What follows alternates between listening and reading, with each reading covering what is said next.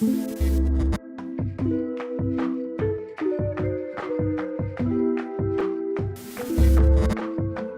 everyone. Welcome back to On Blockchain Rock. Today with us a very, very special guest, which is why you're probably, you can hear my voice is a bit tense and nervous. We welcome Minister Albert Isola, Minister for Digital and Financial Services in Gibraltar, the person who really has developed the Gibraltar into the jurisdiction that it is now, which is, a leader, at least in Europe, the leader in Europe, at least, with respect to distributed ledger technology.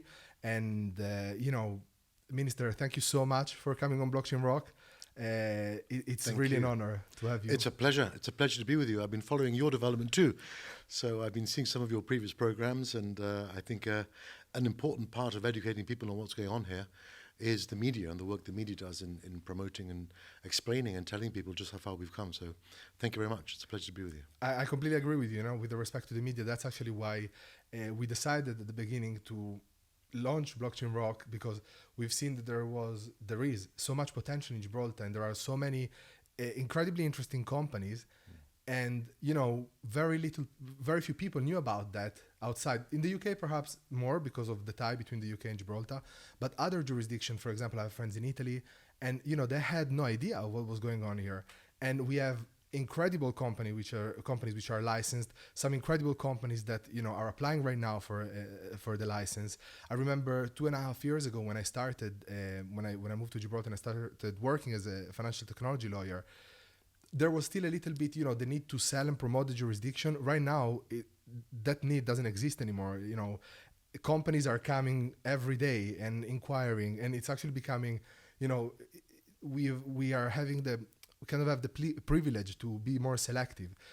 So can you tell us a little bit more about, how it all started? Because you must have seen the potential in this industry, and, when you decided to develop it. And have you noticed a change in attitude, of the applicants when they come? Perhaps they're more respectful, not that before they were, not respectful, but in that, for example, they come here knowing already that there are some very established players in this You've this said industry. many things in your question, which I'd like to do with all of them, but I probably won't.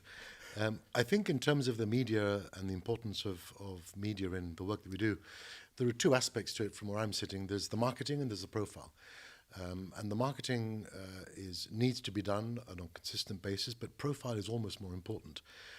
And ensuring that we remain in the minds of people. I remember when I started this job right at the very beginning, 6-7 years ago, one of the leading accounting firms had their senior partner coming to visit us in Gibraltar, and he didn't know that we could passport services into the EU from Gibraltar in financial services before Brexit. I was staggered. I could not believe that the head of the financial services team of a UK top 4 accounting firm didn't know that we could passport. And that made me realize that actually maybe we weren't doing as good a job as we thought we were in promoting the jurisdiction and explaining to people what we can do and what you can do from here. So for me, that's a critical part of what we've done. And always in the back of the mind of everything that we do is, how can we spread the word of what we're trying to do? And so for me, that's an important angle. In terms of the journey in DLT, we in Gibraltar, as you know, are niche players. We're very good at doing certain things very well. Why? Because we're agile, we work as a community, we link together with the government, the regulator, and the private sector, and we can do that better than most. And so when DLT came along, initially it was a cryptocurrency working group that we set up a very, very long time ago. We were working on it for 4 years before we passed the legislation. So we didn't quite move as quick as we did, but because we were worried and we wanted to make sure that we got it right. And so we took a lot of time at the beginning, and Paula Stenger, who works with me in Gibraltar Finance, picked up the mantle, set up a working group at the request of the private sector, worked through them for quite some time, issuing a number of consultation papers. And the interesting thing was, each time we issued a consultation document, the response internationally got bigger and bigger and bigger. So you can immediately see that there was interest, that this was something that was grabbing the interest and attention of people around the world. And more importantly, the nature and the culture of the people that were getting involved was getting more and more serious. So the quality of the people involved, when we first started looking at it, when Bitcoin was a dirty word to what it is now and what it was then, began to get a lot more serious. And so We took the plunge and said, right, let's do this. We think there is a market for this. We think there is a sustainable benefit to the jurisdiction in investing time and effort and energy. And so we agreed to push ahead. And so we then decided who was going to be the best regulator. Should it be a new regulator, like we've got in other areas of GIB, whether it's gaming, financial services, data? We have different regulators for different things. And the view we took was, because it was so similar to financial services in terms of the background that we'd be needing to satisfy ourselves on, we thought that the FSC was the best place to park it. And I think it was the right decision. And what we then did was sit around a table with the regulator, with the private sector, with government, looking as to how best we could position ourselves in having a system of regulation that was flexible. As you know better than I do, this industry moves very, very quickly. And to have a fixed set of rules on day one, by the time you implement them, they're probably out of date. And so that's where we came up with this idea of core principles. Principles which give the regulator flexibility to work within them, but always adhering to the basic core principles. So fitness and propriety, business plan, security, capital adequacy, all these things which are basic to any business in reality. Yeah. And certainly in financial services. And everyone who was going to be working in this area was going to have some experience of financial services. And so homing it there, I think, again, was the right call because people were familiar with what we were doing and why we were doing it. So it wasn't a hard sell, you've got to do this. They said, yeah, sure, no problem. Yeah, we understand what those issues are. And that led us to the launch and to everything that's happened from when we started this some years back. And we look back now, and I think we did okay. We did a good job, Yeah. And I'm very, very happy with how it's developed. We've managed to attract the quality firms that we always said we wanted to have, and so it's deeply satisfying to see where we are now, and to see the future and how that's going to evolve, and the exciting way in which this area continues to grow, innovate, develop, and every day we see new ways of doing things, which I think is fantastic for the local community, the international community, and the world as a whole, as it embraces technology more and more as we continue to develop. So it's been a fascinating journey, really fascinating journey. And I love, you said a couple of things that I would like to unpack. First of all, I love the fact that you mentioned the kind not of struggle, but the problem that you had in understanding and determining, taking the decision of where to park this kind of regulation, under which regulator. And I think you could have gone two ways. Now, of course, in retrospect, it seems obvious, but when you have to take the choice, it's probably not obvious at all, because you could have decided to regulate the technology, in which case I guess the GRA would have probably been the one supervising, or you could have decided to go through the financial services route, and which is the one that I think as well, now in retrospect, is absolutely the right one. And I love also the fact that you said that, the regulation in reality is based on principles. And, when I first came, I'm an intellectual property lawyer by, in terms of having studied and having gathered some experience in that. So I wasn't very familiar with financial services regulation.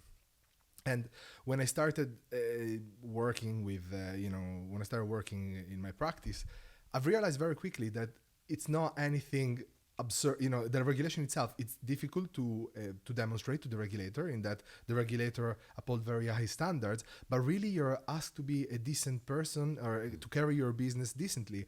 And we've had an actual licensed business on the podcast, and particularly the CEO, Arsen Torosian from TAP.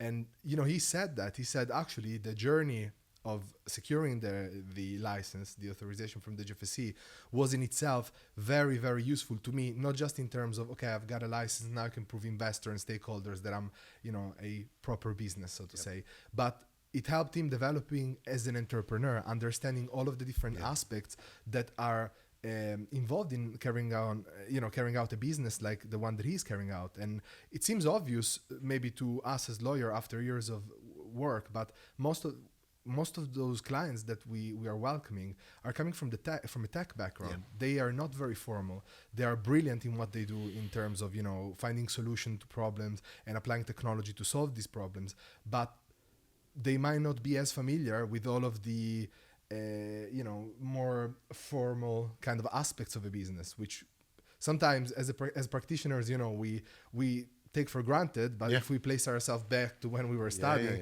we found all of that extremely challenging. So, and that's why I do believe in regulation, and I think that there is a bit of a there is a bit of a kind of a misunderstanding, especially online, especially if you look at the new generation. They're very critical of regulating because it's often perceived as like taking freedom away, and to an extent it is. But at the same time, I think that if you really look at how regulation is implemented, and particularly the DLT regulation in Gibraltar, it doesn't really take freedom out of the service provider. It simply wants the service provider to make sure that its customers are safeguarded. That's really what it is about. But I think, look, I think if you choose to go the unregulated route, you're turning your back on institutions who cannot invest in unregulated areas. And so the only way that this works to get mass adoption is to regulate it, because you're not going to get the institutional investors, the major players in the financial services world, private equity funds and all the other funds that get involved in this space, investing if it's not regulated, because the risk is too great. And the view that we took when we were coming to develop this was we wanted it to be a friendly style of regulation that people could understand, because our view is that we are regulating the people. And we want to be able to trust the people. And so if we can get comfortable with the people that are doing the business, their use of technology is what we're actually regulating. And so the touch points that we went through in developing the core principles was about the behavior of people. If people behave properly, the consumers are better protected. And that really was the thinking in terms of how we came to where we were. Whether you're removing or adding freedom, you can look at it the other way, is that you're giving more protection to the consumer by asking the business to behave in a particular way. Gibraltar has always been, as I mentioned before, a niche player. But in each of those niches that we've worked in, they've always been regulated. And we don't need to have 500 companies here in gaming. We've got 15 B2Cs. Some of them are the largest B2Cs in the world. As I was about to say. This was always the target in this space. Let's go for lower volume of companies, but let's go for the good ones.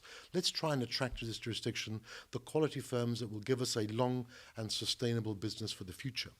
And that's why if you set the bar high, you automatically exclude a lot of the bottom feeders that we don't want in the jurisdiction, because they're going to hurt our reputation, they're going to hurt the value of what we're trying to do, and they're going to work in a way that is not welcome here. And so by setting the bar high, you automatically build up this structure of quality. And if you look at the gaming sector now, the biggest adverts for Gibraltar are the firms that are here, because they are very proud of the Gibraltar badge of regulation that they have. And we need to replicate that in this space, as we have done in financial services. So I think that the balance was right. And I think the issue of people's freedoms has to be tempered if you're going to be able to do with everyone. Someone's freedom ends where someone else's freedom starts. Absolutely. So it's not just an unconditional right, in my opinion. I mean, it is to this extent, like qualifying it like that. But it's also interesting that you chose to invest for the jurisdiction in financial technology, because now, of course, as technology converges, so do the different industries. And if you look at gaming and if you look at financial technology, they do synergize very well. And there is another upcoming industry which I'm very excited about, which is electronic sports or esports, which again, a dramatic, increase of interest because of COVID. And that one seems almost like the missing piece of the puzzle, within this equation, because it ties in perfectly with the rest. And I personally think that it's remarkable that Gibraltar has 30,000 people, right, more or less. And I couldn't believe at the size of some service provider that exist here. Like when I first arrived, these are would be deemed as large service providers in London, which is like 10 million people city. So it's that was remarkable. And I do agree with you completely when you say that for Gibraltar, because of like its particular circumstances, it's better to go for high quality and low volume, because that really ensures also that the regulator can take care properly of the service providers that come here. Because also, let's not forget, it's not just about the process of securing the license and then, goodbye and see you. There is an ongoing relationship and a conversation between the regulator and the service provider, which are authorized as DLT providers in the jurisdiction. So that's really interesting. In terms of future, where do we go now?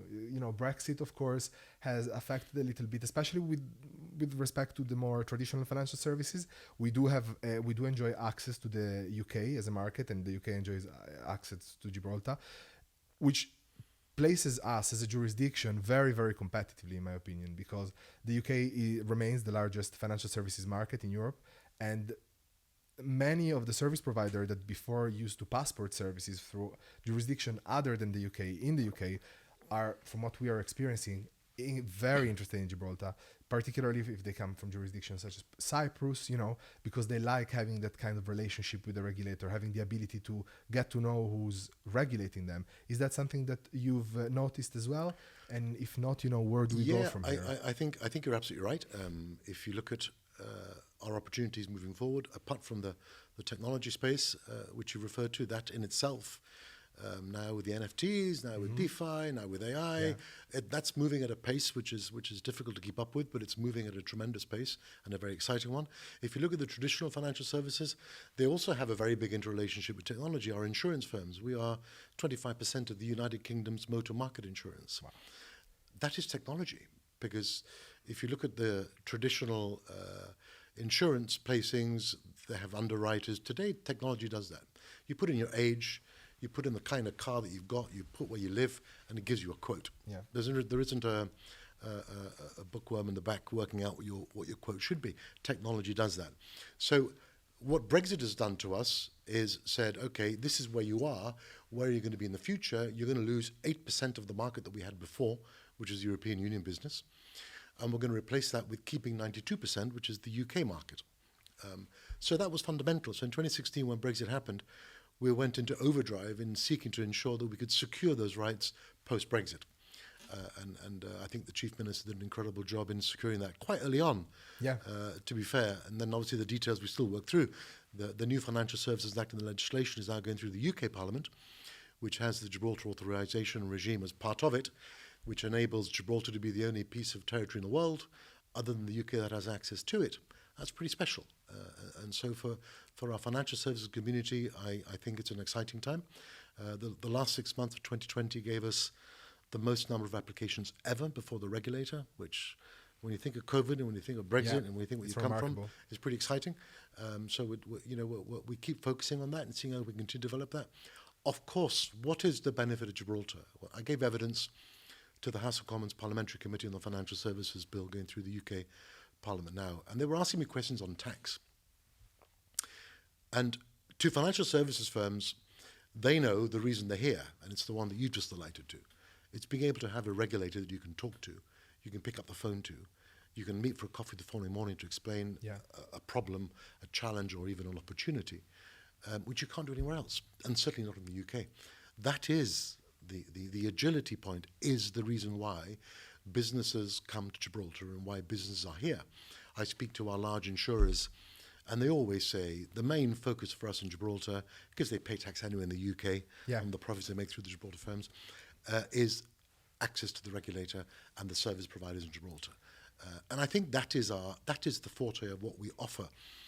And I think, that will continue to be there in the future.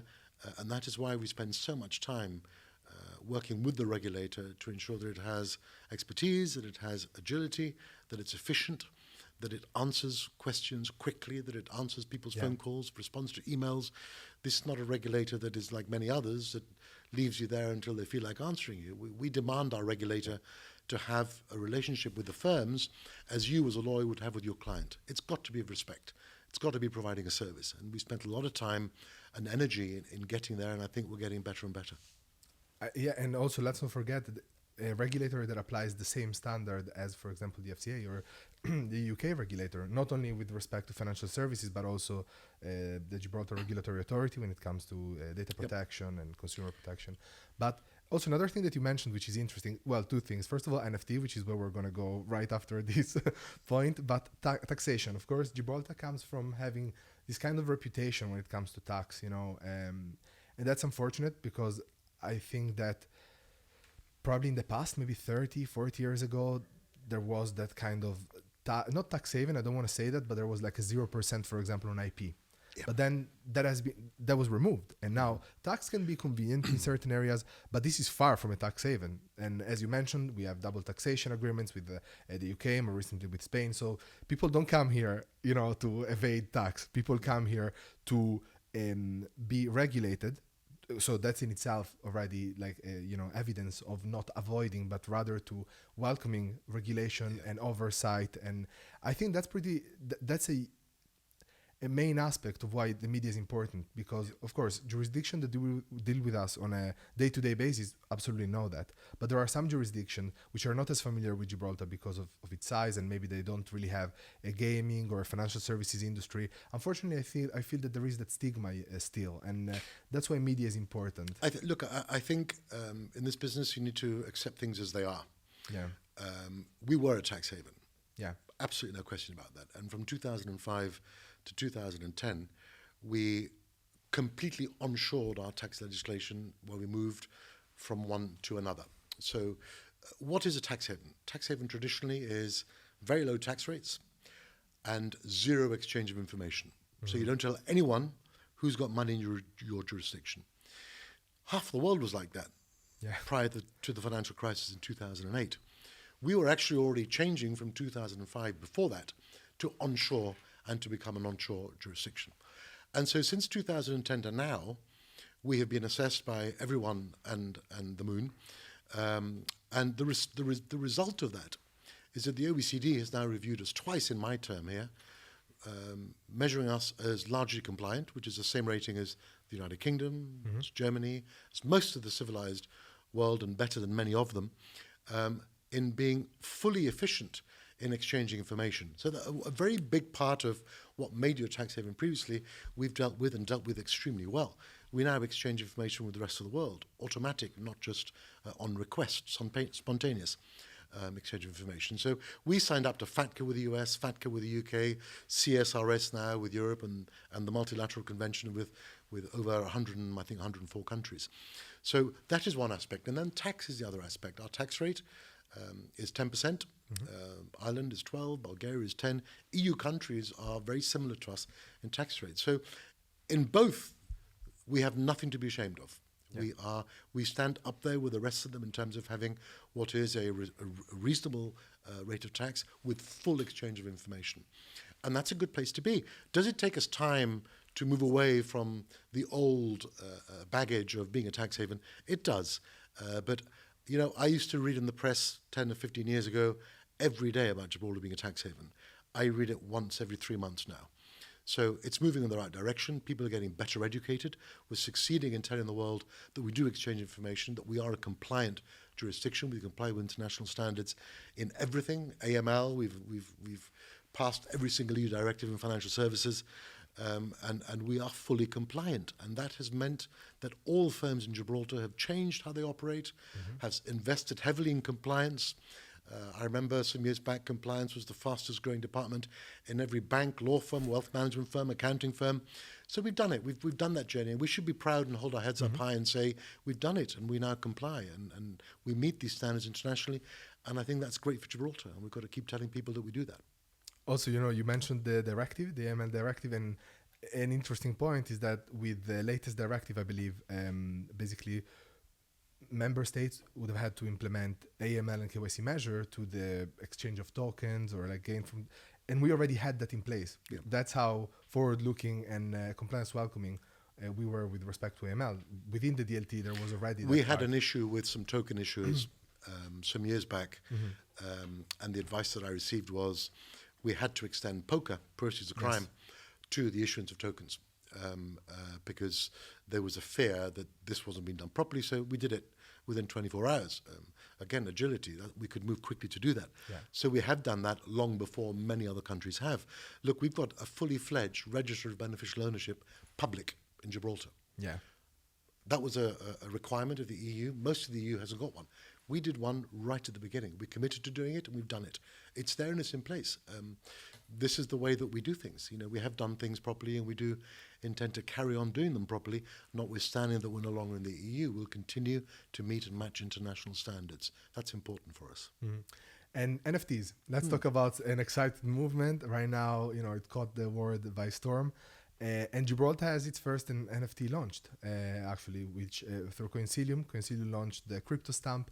Do you have any comment on that? Because it's very exciting, I think. And also one thing that I wanted to mention, which I forgot a moment ago. As you said, it's very attractive for for other serious players to see that their jurisdiction has serious players. What's also attractive is talent, and that, for example, in gaming is very evident. You have most of the, world talent when it comes to software development in relation to gaming, and every sort of service provider or every role that is involved within a gaming company is here. You can find it in Gibraltar, and it's a smaller reality, so people know each other. There is a constant exchange of information. Yeah. I think that is incredible. That's why Yeah. I was very excited about esports, because I do think that it's going to establish itself in Gibraltar, and it's going to be very exciting to see that industry and all of the talents going around. That will bring a lot of mediatic talents, because a lot of what makes up the esport industry is professions such as sound engineer and video makers, adverts, very digital, and it ties in so well with the other two industries. So that's another point of why I was so excited about this kind of triad between the financial technology, gaming, and electronic sports. So There are many, many synergies, Yeah. and I think we will see more and more of them as they continue to merge. I think there's a long way to go in our gaming firms adopting some of this technology, which will bring them huge benefits. They are seeing that, and they're working and walking in that direction. I think we'll see more and more of it. So I think that's absolutely right. In terms of the talent, look, we've been very fortunate. You mentioned Coinsilium. Malcolm Pally and Eddie Travier have been great friends of Gibraltar throughout this whole journey. They're one of the first ones in. They've then linked up with Diego from RSK, another fantastic supporter of Gibraltar and the work that we've been doing in this space. And then, of course, the stamp, the crypto stamp, which is tremendous. Anything that innovates and innovates safely, we love. And so when I saw this one coming up, the possibility, I jumped. This is what we need to keep doing. We need to keep attracting and facilitating. I think I see my job in as the Minister responsible for this area is put everything in place so that businessmen can do business safely, looking after the consumers and looking after the reputation of the jurisdiction. And people like Malcolm and Eddie and Diego and in that venture are exactly that. We've got to keep enabling them to do the business that they want to do. And that's why I think going back to this ability to work with the regulator, with the government, with the private sector, with the experts who are telling us what they need to do business is so powerful. And the second Tuesday of every month, I meet with the Finance Centre Council. We've done it the whole way through COVID on Zoom, and we'll go back to face-to-face meetings. That's where I get firsthand once a month what we're getting right, what we're getting wrong, what we could do better, and what we have to do better. And that is, for me in my position, it's my diet. That's all I need. I just need them to tell me what we're doing right, what we're doing wrong, what we can do better. And as long as we're working that relationship with my team from Gibraltar Finance, with the private sector, around the table once a month, it's very, very good for the jurisdiction because we're always ahead. We really are always ahead because the private sector is telling us directly exactly what they're seeing, what they're feeling, what they're thinking, and what they think the things that their clients are telling them we should be doing. So it works. It really works. It's very powerful. it sounds a lot like I think this is the name. It might be wrong, but the Toyota way of implementing. So it's constant feedback, going through Yep. this constant loop periodically. So yeah, definitely spot the problem first of all, because it's not as easy as you say, and having the private sector that communicates with you so effortlessly is, I guess, paramount to being able to identify the problem and then liaise with your team to fix them. So that's If you look at it another way, I've got accountants, lawyers, bankers, wealth managers, funds experts, insurance experts, round table once a month for free. And I've got their advice and their expertise for free once a month. That's very valuable. Yeah, It's awesome. Yeah, Absolutely awesome. So to close, because I'm more of the time, I don't want to take too much time. But last question is a bit more, personal. Being a minister, what's your favorite part about it? Which I guess probably the last part we spoke about might tie in that. And what is a challenge that you found that you did not expect at the beginning, before becoming a minister? That proves itself. I think the answer to the second is probably as a result of the answer to the first, which is before I came into this job, I always felt that the relationship between the private sector, particularly in financial services, and the government was very distant. I think with the previous government, the chief minister was the Minister for Financial Services. That's difficult.